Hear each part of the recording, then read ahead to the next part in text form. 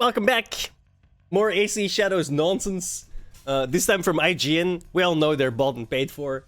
But the way they shill for stuff is what I want you to notice again, and what I want to point out. So here's the headline, right? Or the tweet. Assassin's Creed Shadows is also the top-selling video game globally on Steam right now after launching on March 20. They're sneakily trying to represent oh, it's doing great, guys. It's like, look, they already have 1 million players. We went over that yesterday. Players does not mean copies sold, and they need to sell 8 to 10 million copies to even get out of the hole that they're in. Right now means now, as in the second this guy looked. Day sales don't matter jack, right? If your game isn't top selling on the day it releases, that's not a good sign at all, right? So the fact that they're trying to use this one metric in such a roundabout way of trying to show you oh, look, it's selling really well, tells you everything you need to know about these types of publications, right? They're straight up fraudulent publications, in my opinion. I gotta say that because otherwise, you know. But we all know what's going on here, right? They're glazing for the game hard, because I can tell you right now, and it's the best they've got because it's right now it's 2 p.m. on a Saturday in Europe. So right now they're going up, right? I'm thinking it'll reach 75 to 100k actual players tonight, maybe. Hopefully for them. But they're gonna need a hell of a lot more, right? So 50,000 players online. And it's not even day one no more.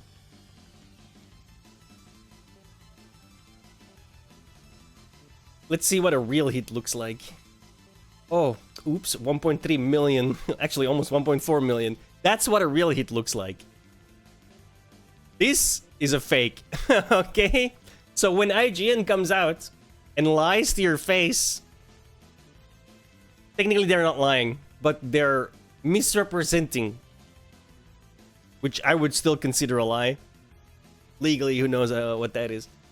But misrepresents right to your face. You have to keep in mind that these people cannot be trusted, right? These are bought and paid for publications. Maybe not with real currency, but definitely the access journalism, all that nonsense, political persuasions, etc. Again, all of this is in my opinion, but we all know it's true, in my opinion. These guys just can't stop. Yeah, here, Veilguard did better, bro. The worst game I've played in 10 years did better. By far, as of yet. Because I'm guessing it's gonna reach those numbers roughly, right? It's going up. It'll probably be going up more as prime time for Europe starts, even though again it's Saturday. And then maybe even a little bit more when the Americans start coming on as well. Because right now in America it's 6 in the morning, you know, 6 to 8 in the morning. Not many people are playing it. So I do expect these numbers to rise, perhaps even double. But I don't see much more than that. They're definitely not reaching 1.4 million, right? Which wouldn't even be enough. They have to sell 10 million copies, 8 to 10 million copies, just to break even. There were 990 million down, right? They're cooked. They're just completely cooked. And you know the game costs a lot of money when the credits last 2 hours and 6 minutes. That's crazy. 2 hours and 6 minutes? What the hell, dude? Someone said it here. The longest end credits for a movie was 9 minutes and 33 seconds. 2 hours? What? How in God's name is your game credit 2 hours long? How much money did you waste making this game, right? They're cooked. Assassin's Creed is... Ubisoft is cooked. Assassin's Creed Shadows is never gonna do anywhere near the numbers that they need. They're gonna have to sell assets. And as I said yesterday, I'm all here for it. But it annoys me greatly that these publications lie so blatantly and so obviously.